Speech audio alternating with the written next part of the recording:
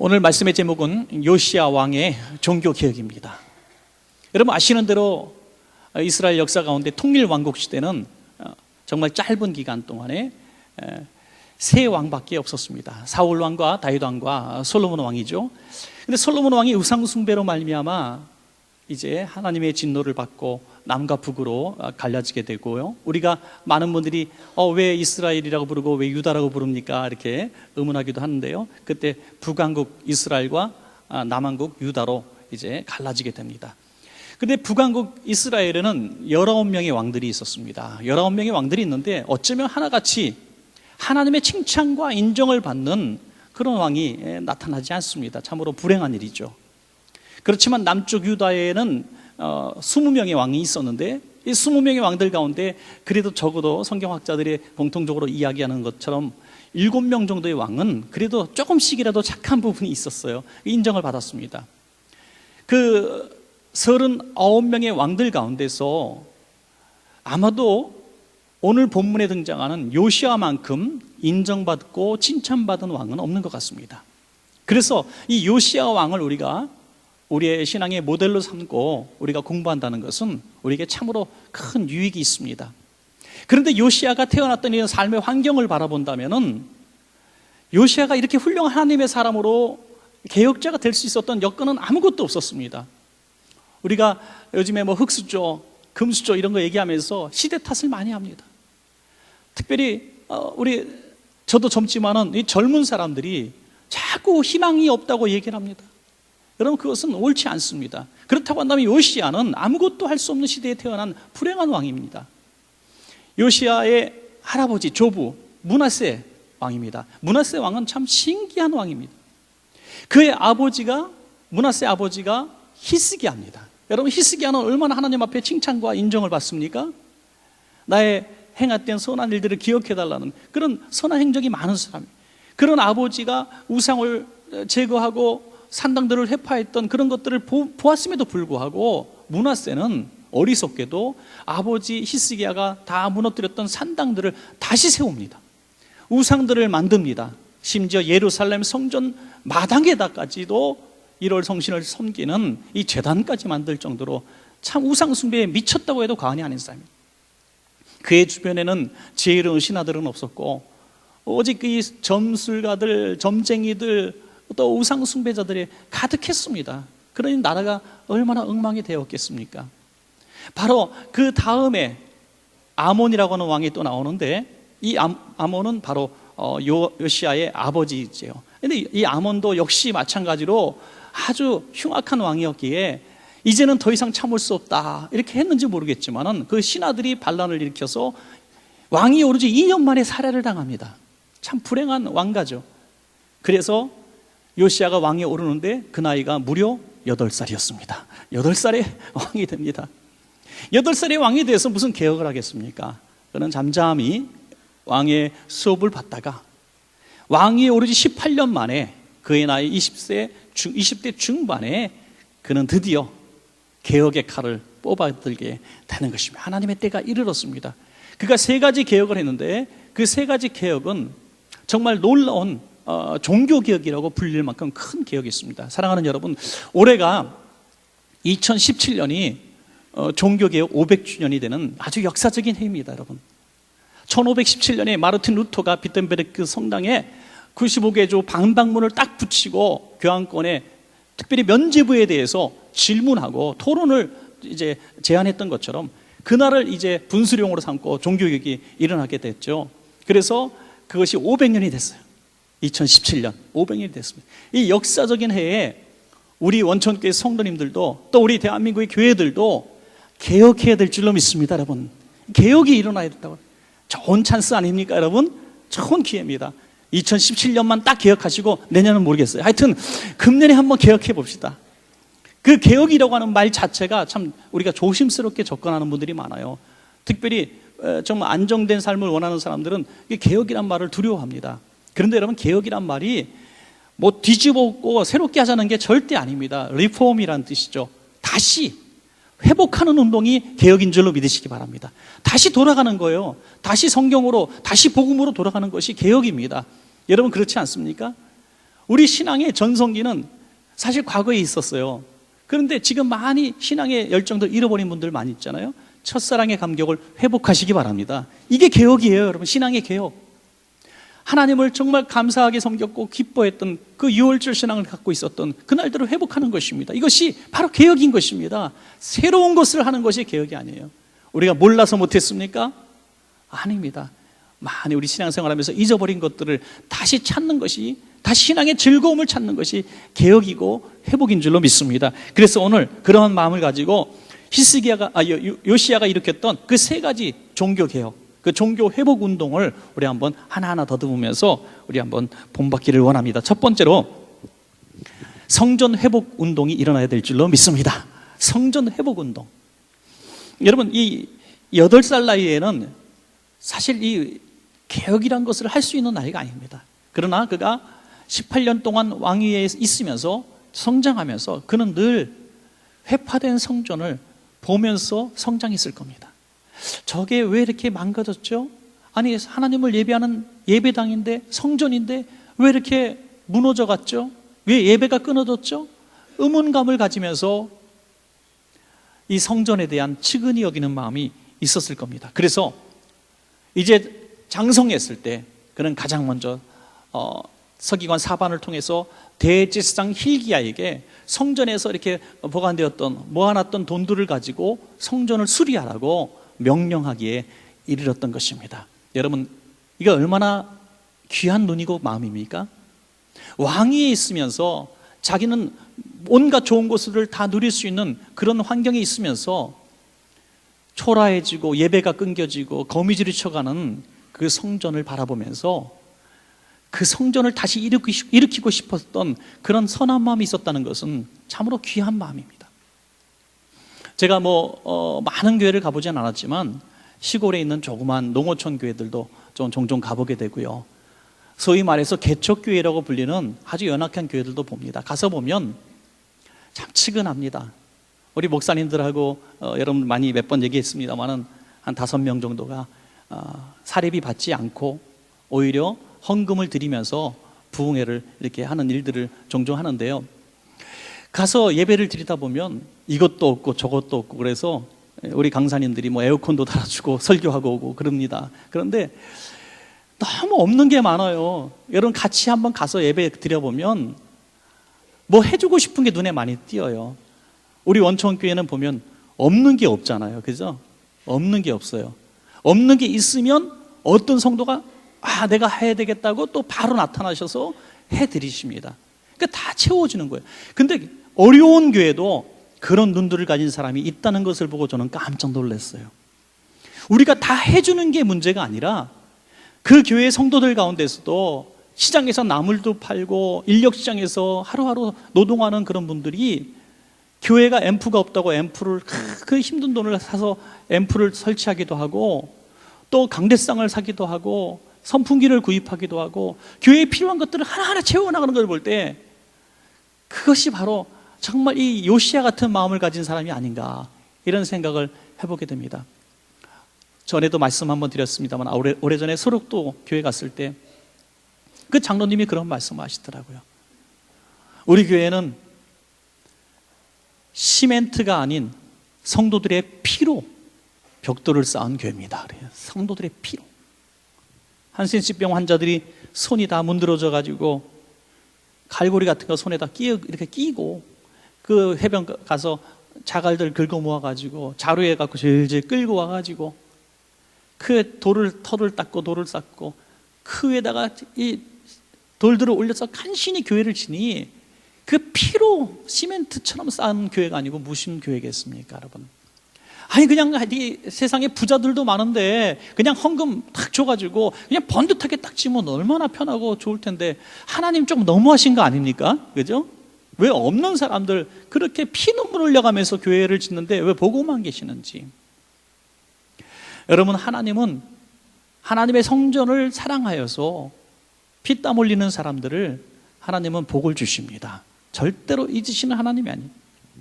요시야가 세운 것은 교회의 건물을 수리한 것이 아닙니다.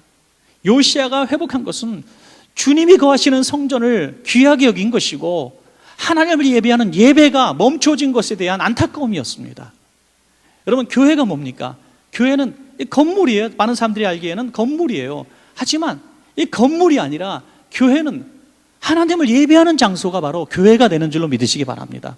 하나님을 예배하는 장소. 또 나아가서는 여러분들이 성전이지 않습니까? 그러므로 교회 건물을 우리가 소중히 여긴다는 그런 말은 뭐냐면 예배를 소중하게 여긴다는 이야기와 사실 크게 다르지 않습니다. 만약에 우리가 교회 건물이 없다고 합시다. 교회 건물에 대해서 별로 무용론을 주장하는 사람들도 있어요. 그러나 건물이 없으면 어떻게 우리가 예배를 드립니까? 이 추운 날에 어디서 예배를 드립니까? 드릴 수 있는 곳이 없어요. 그래서 우리는 교회를 진 거예요. 교회를 져서 교회의 기능 중에 가장 중요한 기능이 뭐냐? 교회는 자선단체도 아니고 교육기관도 아니고 교회는 예배하는 곳입니다, 여러분. 예배하는 곳이에요. 이것을 잃어버리면 이미 교회는 그 건물의 기능을 상실한 것입니다. 마태복음 21장 13절에 보니까 주님께서 내 집은 만민이 기도하는 집이라 했어요. 기도하는 집이라. 그러나 너희는 강도의 소굴을 만들었도다. 여러분, 무슨 말입니까? 예배하는 기능의 교회가 돼야 되는데 그 건물이 장사꾼들이 점령한 교회가 됐다는 거예요.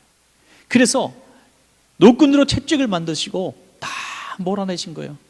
사랑하는 여러분, 우리 원천교회는 이 교회가 가장 중요한 기능으로, 이 건물이 가장 중요한 용도로, 바로 예배하는 용도로 쓰여지기를 간절히 소원합니다, 여러분. 저는 그래서 이렇게 생각합니다. 어느 교회가 좋은 교회냐? 예배가 끊어지지 않는 교회, 하나님이 받으신 예배가 끊어지지 않는 교회가 가장 좋은 교회다. 네. 저는 그런 생각을 많이 해요. 교회가 자선도 하고 좋은 일도 많이 하고 교회도 하고 시설도 좋아지고 뭐 다 좋은 거, 우리 교회도 많은 좋은 것들이 있지만은 그것 때문에 영혼이 구원받지 않아요. 그것 때문에 하나님이 기뻐하시지 않아요. 하나님을 예배하는 이곳이, 이 장소가, 이 시간이 우리 교회가 있어야 될 이유가 되는 것입니다. 여러분, 마찬가지로 여러분의 성전, 심령 성전입니다. 여러분, 심령 성전에 하나님을 예배하는 것보다도 더 소중히 여기는 것들이 이 안에 있다면 바로 성전 앞마당에 우상을 갖다 놓은 요시야 선대의 왕들과 다를 바가 없는 것입니다.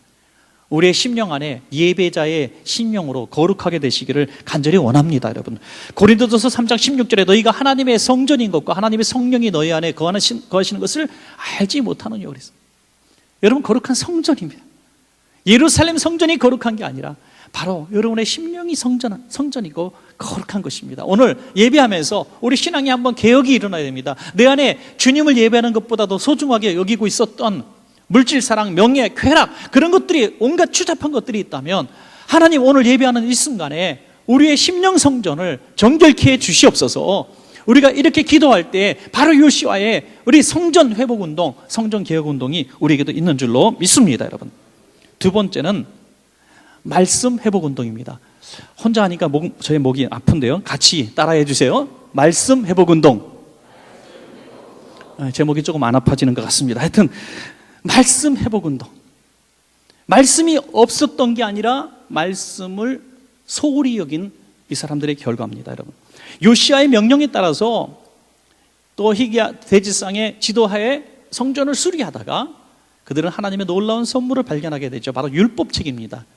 율법책을 발견하니 너무나 놀랬고 감격했을 것입니다. 여러분, 율법책이 이 안에 원래 없었습니까? 원래 있었습니다. 여러분, 오늘날 이 땅의 교회들에 성경이 없습니까? 여러분 가정에 성경이 없습니까? 우리가 성경을 들을 수 없습니까? 텔레비전, 라디오 들으면 하나님 말씀 우리는 많이 들을 수 있고 또 잡지, 신앙서적, 성경을 우리 손에 들고 다니고 있습니다. 그런데 마치 이 회파된 성전 바닥에 감추어져 있었던 말씀처럼 그들은 있는지도 모르고 살아갔던 사람들처럼 우리가 성경의 말씀을, 내게 주시는 레마의 말씀으로 받지 않고 살아가는 이 시대가 바로 다시 끄집어내서 이 말씀이 살아 운동력 있도록 하게 하는 이 시대의 신앙개혁, 또 말씀의 개혁이 아니고 무엇이겠습니까, 여러분? 말씀이 기초가 되지 않으면 우린 자꾸 혼란하게 됩니다. 한국교회가 길을 잃었다, 교인들이 길을 잃었다 얘기하는데 뭐 길을 잃었습니까? 말씀대로 살지 않았기 때문에 길을 잃은 것이죠. 말씀으로 돌아가면 길이 보이는 줄로 믿습니다, 여러분. 돌아가면 되는 거예요. 분명한 길이 있어요. 분명한 하나님이 원하시는 삶이 있고 교회상이 있다는 것이죠. 저희 교회 카페 단골 손님 중에 김영석 교수님 계십니다. 우리 연세대학교 철학과 김영석 교수님 오셨는데 최근에도 최심판 책을 저에게 선물로 주셔서 제가 그 책을 읽다가 이 부분을 참 보았어요. 그분이 1960년대 중반에 한창 그 성경 공부를 많이 하셨나 봐요. 그때 특별히 요한계시록 묵시록을 대해서 성경을 많이 공부를 하고 계셨는데 서울대학교 철학과에 다니는 한 젊은이가 찾아왔답니다. 그래서 교수님 혹시 이 책 못 보셨습니까? 요한계시록 공부하고 계신데 묵시록의 최종적 해석이라는 책을 못 보셨습니까? 묵시록의 최종적 해석. 여러분 요한계시록을 최종적으로 해석한 책이 있다면 얼마나 좋겠습니까? 제일 이 난제 성경 구절이 요한계시록인 것 같아요. 정말 어려워요. 그래서 요한계시록 강의를 저도 했지만은 할 때 할 만한 것만 하고 다 넘어간 게 훨씬 더 많아요. 네. 징검다리라면 다리 가랭이에 벌어져서 빠질 것 같아. 너무나 허점이 많고 모르는 게 많고 너무 어려운 게 많아요. 그런데 이것을 명쾌하게 말하는 사람은 제가 볼 때 10중 8구 이단입니다. 예. 요한계시록 명쾌하게 풀었다. 너무 잘 풀었다. 쏙쏙 이해가 간다. 우리말로 다 풀어서 얘기할 수 있으면 이거 정상이 아닙니다. 그래서 그 이단들이 요한계시록 갖고 제일 많이 나오는데 이 요한계시록에 대한 최종판이 나왔다니 얼마나 호기심이 되겠습니까? 한 권 달라 그랬더니 구해다 줬어요. 보니까 이 아무개 목사님이 지은 책이라 그래요. 여러분 여기서 심증이 있지만 물증이 없어요. 하여튼 조금 그런 의심의 눈초리로 봤는데 아니나 다를까 이 책을 어떻게 썼습니까? 라고 알아보니 계룡산에서 깊이 묵상 기도하다가 하나님을 만났다네요. 하나님이 나타나셔가지고 내가 묵시록의 비밀을 너에게 다 밝힐 테니 잘 적어가지고 만백성에게 알리거라 이렇게 말씀하셨다는 거예요. 그래서 적었다는 거예요. 얼마나 기가 막힙니까? 그래서 교수님이 이거 거짓이라고 생각해서 보지도 않았죠. 아니나 다를까 신문에 얼마 되지 않아 신문에 계룡산에서 사기치는 목사 구속됐는데 바로 그분이라는 거예요. 어떻게 알게 되었냐면 그분이 아주 절친하게 지내던 교수님이 계셨는데 그 교수님의 부인 집사님이 큰 교회 다니는 집사님인데 거기 그 목사한테 미혹돼 가지고 집을 나갔다는 거예요. 집안이 그래서 망가졌습니다. 그래서 개탄하는 글을 여기다 쓰신 거예요. 어떻게 그 큰 교회, 그 유명한 교회에 다녔던 집사라는 사람이 하나님의 말씀을 어떻게 공부를 했길래 어떤 말씀을 듣고 신앙생활했길래 그런 말도 안 되는 거짓 사기꾼 목사에게 속아서 집을 나가서 집안을 망가뜨리냐 이거예요. 개탄할 일이 아니라. 여러분 사실 신천지 이단 사입이 그까짓 거 우린 두려워할 필요가 없어요. 왜? 말씀에 서 있으면 되는 거예요. 말씀에. 할렐루야. 말씀이 비춰봐서 말씀 외의 것들을 말하면 너 이단이야 너 사입이야 딱 말씀하고 분별할 수 있어야 되는 거예요. 할렐루야. 저는 그래서 우리 교회 성도님들이 그래도 참 감사한 것은 아직까지 이단 사이에 휘말린 성도들이 없다는 것이 전 너무나 고맙고 감사해요. 말씀에만 서 있어. 비록 우리 교회 성도님들이 아멘은 좀 늦게 해요. 아멘은. 예, 그래서 집에 가서 아멘 하시기도 하고 1년 후에 아멘 하기도 해서 그건 좀 아쉽지만 아멘 먼저 하고 큰 소리 하는 게 중요한 게 아니라 진짜 말씀에 서 있고 말씀대로 사는 것이 아멘하는 것보다 소중하다고 저는 믿습니다. 예, 그렇다고 아멘하지 말라는 건 아니고 좀 아멘을 해주시기를 이 어린 종 간절히 부탁드리나이다. 예, 예. 오늘 저녁에도 우리 신성남 목사님 오시는데 제가 그 교회도 한 10번은 갔을 것 같아요. 근데 선봉원교회 교인들은 아멘을 너무너무 잘해요. 아멘을 너무너무 잘해요. 그래서 하여튼 아멘 잘하고 못하고 그거 떠나서 하나님의 말씀이라면 아멘 하십시오. 하나님의 말씀. 하나님의 말씀에 아멘하는 사람은 말씀이 그분을 살리고 변화시켜 주시는 것입니다. 여러분 열왕기하 22장 13절 보니까 요시야가 이렇게 고백합니다. 우리 조상들이 이 책의 말씀을 듣지 아니하며 이 책에 우리를 위하여 기록된 모든 것을 행하지 아니하였으므로 여호와께서 우리에게 내리신 진노가 크도다. 지금 우리가 당하는 고통들 그리고 앞으로 유다가 망할 것이라는 하나님의 음성을 듣고 그는 가슴을 찢고 옷을 찢는 겁니다. 이것은 우리의 죄값이라는 거예요. 우리 조상들의 죄값이라는 겁니다. 가슴을 찢고 통에 자복하는 것입니다. 여러분, 하나님의 말씀이 선포되어졌을 때 내 죄에 대한 지적이 오고 내가 신앙생활 참 잘못했구나, 이거는 강단에서 전하는 목사의 이야기가 아니라 하나님이 내게 주시는 말씀이구나 하면서 가슴이 막 아프고 내가 정말 제대로 하나님 앞에 신앙생활을 해야 되겠다는 마음으로 옷을 찢고 싶은 이런 마음이 있어야 우리 신앙은 개혁이 일어날 수 있습니다. 여러분, 큰 개혁이 일어날 수 있습니다. 말씀에 따라서 내 삶을 변화시키고 핸들을 꺾을 수 있다면 그분은 요시야 같이 위대한 개혁자가 될 수 있는 분들인 것입니다. 그래서 요시야는 이 옷을 찢고 마음을 찢을 때 선지자 훌다를 하나님이 보내주셔서 굉장한 축복의 말씀을 주십니다. 여호와께서 왕이 옷을 찢었다 함을 들으시고 당신이 사시는 날 동안에 유다를 멸망시키지 않으시기로 작정하셨답니다 하는 거죠. 얼마나 귀한 축복입니까, 여러분? 우리가 하나님의 경고의 말씀, 나를 깨우치는 말씀이 들을 때 내가 마음을 찢고 옷을 찢는 이런 마음으로 말씀을 들으면 하나님이 진노의 손을 거두신다는 겁니다. 다시 말씀드려서 하나님이 경고의 말씀, 징계의 말씀을 주셨을 때도 오늘도 넘어가고 내일도 넘어가고 이번에도 문제 없겠지 넘어가면 하나님의 진노가 반드시 임한다는 겁니다. 이게 너무나 소중한 말씀이에요. 아이고, 이 말씀은 꼭 우리 아들이 들었어야 되는데, 이 말씀 우리 남편이 꼭 들었어야 되는데, 이게 아니라 내게 주시는 말씀으로 받는 자가 마음과 옷을 찢을 수가 있고 그 사람이 심판에서 견딜 수가 있게 되는 것입니다. 그래서 이 말을 나만 들을 수 없다고 생각해서 백성들 앞에서 선포하는 장면이 열왕기하 23장 3절입니다. 왕이 단위에 서서 여호와 앞에서 언약을 세우되 마음을 다하고 뜻을 다하여 여호와께 순종하고 그의 계명과 법도와 율례를 지켜 이 책에 기록된 이 언약의 말씀을 이루게 하리라 하매 백성이 다 그 언약을 따르기로 하니라. 아멘. 모두가 같이 살자는 거예요. 여러분, 이번 명절에 또 우리 가족들 만나실 텐데 우리 원천 가족들 보면은 홀로 예수 믿는 사람들이 참 많더라고요. 또 새 가족 한 명 정도 더 왔을 때 뭐 믿는 분들, 뭐 신우라든지 뭐 있을 수 있겠죠. 그런데 그냥 기죽어서 지내는 분들 참 많습니다. 오늘 왕처럼, 요시 왕처럼 내가 만난 주님, 내가 믿는 이 구원의 도리를 우리 온 가문이 다 받을 수 있도록 여러분 요시야 같은 꿈을 가지시길 바랍니다. 이번에 명절에도 말이죠, 꼭 간절한 기도가 있기를 바랍니다. 이것이 선포하게 되었을 때 우리도 그렇게 믿겠습니다 하는 역사가 일어나게 되는 것입니다.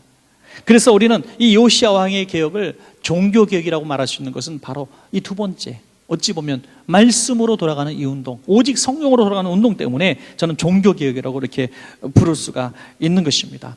바라기는 여러분 모두 집안에 있는 성경책, 책꽂이에 있는 성경책, 그것이 아니라 선포되어지는 살아있는 말씀이 항상 내게 주시는 말씀으로 받아들여서 말씀에 따라 살아가시는 말씀 개혁 운동이 우리 가운데 있기를 간절히 소원합니다.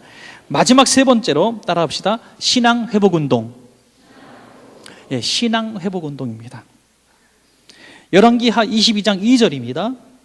요시야가 여호와 보시기에 정직히 행하여 그의 조상 다윗의 모든 길로 행하고 좌우로 치우치지 아니하였더라. 요시야가 가슴을 치며 회개만 하지 않았습니다. 이 회개한 것을 삶으로 도전했다는 것입니다. 조상들의 죄의 흔적들을 지우기 시작합니다. 그 할아버지 때부터 쌓였던 예루살렘 성전 앞에 세워졌던 그 우상의 제단들을 다 허물기 시작합니다.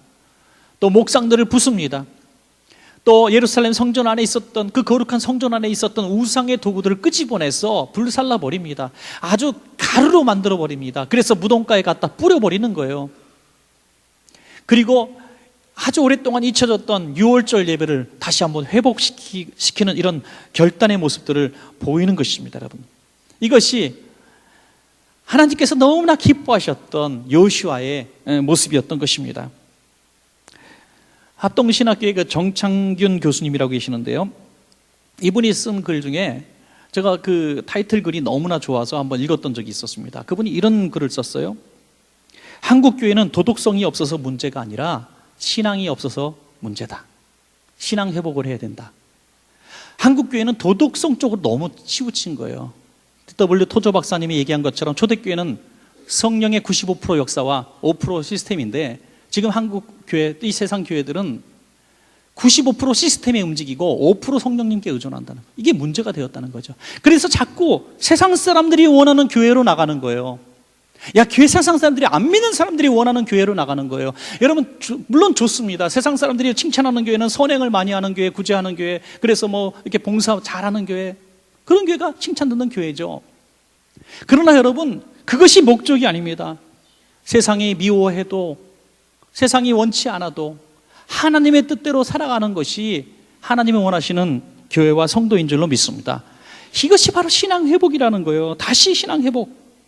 어떤 삶의 도덕성의 문제가 아니라, 윤리가 아니라 이제 다시 신앙의 원점으로 돌아가는 거예요. 신앙이 뭡니까? 믿는 대로 따라가는 것이 신앙입니다. 믿는 대로 사는 것입니다. 믿는 대로 사는 것. 오늘 요시야는 믿는 대로 살아가기 위해서 목숨을 걸었습니다. 그것이 내 삶의 환경에 있는 모든 우상들을 다 때려 부시는 것이었습니다, 여러분. 그리고 정말 이 요시야가 했던 중에서 정말 귀한 일들 또 하나가 있었는데, 그게 뭐냐면은 그 모압 때로부터 내려왔던 그 자식을 우상에게 드리는, 산제물로 드리는 이런 인신제사를 금했던 것이죠. 여러분, 얼마나 불행한 역사를 계속하면서도 모르고 살았습니까, 여러분? 그것을 멈추게 했던 것입니다. 그리고 유월절을 회복시켰습니다. 유월절이 뭡니까? 하나님의 은혜를 기억하는 거죠. 이스라엘의 정체성을 회복하는 것입니다. 여러분, 우리가 신앙이 회복되어진다는 것이 뭡니까? 내가 누군가 정체성을 회복하는 것입니다. 여러분, 사람이 왜 살아야 되고 어떻게 살다가 어떻게 죽고 어디 가는가, 이걸 아는 것이 정체성인데 우리는 분명히 알지 않습니까? 우리 창조신학을 통해서도 늘 배우는 거 아닙니까? 우리는 하나님께로부터 왔으니 우리는 하나님께로 돌아가는 것입니다. 이 땅에 잠시 머무는 나그네 인생을 사는 것입니다. 이때 살아갈 때 이 정체성을 가지고, 하나님의 백성으로 사는 정체성을 가지고 이 땅에서 사명 감당하며 살아갈 수 있게 되는 것입니다. 늘 유월절 정신으로 예수 그리스도의 구속의 은혜에 감격하며 구원의 기쁨 속에 살아가야 된다고 하는 것입니다. 여러분, 날마다 지치고 피곤해서 어떻게 힘들어요, 죽겠어요 하며 살아가는 백성들이 아니라, 구원의 감격 속에 하루를 살아가는 것이, 죽어가는 것이 아니라 천국을 향해서 가고 있다는 이 정체성, 이것을 우리가 신앙 회복 운동이라고 저는 말씀드리고 싶습니다. 사랑하는 여러분, 오늘 말씀을 정리할까 합니다. 오늘 세 가지 면에서 요시야의 종교개혁을 우리는 더듬어 봤습니다. 무너진 성전을 다시 복원하고 재건하면서 그는 예배의 회복운동을 했고요. 잃어버렸던 율법책을 다시 찾아가지고 낭독하고 가슴을 치며 옷을 찢음으로 말미암아 말씀 회복운동이 시작되었고요. 그리고 여기서 끝난 것이 아니라 이 믿음대로 목숨 걸고 행동한 신앙의 회복운동이 있었습니다. 그래서 종교개혁운동가라고 이렇게 우리가 말할 수 있는 것입니다. 여러분, 2017년 금년 한 해 동안에 우리가 한번 이 세 가지 운동을 같이 해보면서 저와 여러분이 하나님 앞에 요시야가 받던 칭찬을 받기를 바랍니다. 요시야가 어떤 칭찬을 받았는지요? 한 구절을 더 보시겠습니다. 열왕기하 23장 25절.